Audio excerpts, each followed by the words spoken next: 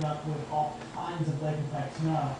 And they have the equipment to deal with it there because they get it so often. Right. Our folks, it's just not cost effective to buy the same kind of equipment. We don't get that much snow.